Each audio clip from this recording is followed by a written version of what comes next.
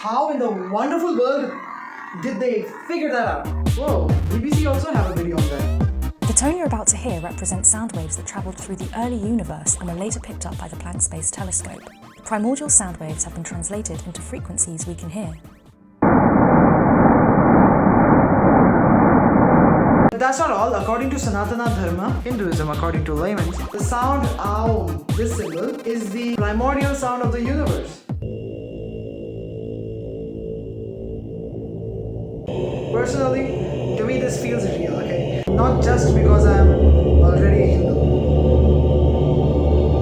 Subscribe if you think Om is the sound of the universe.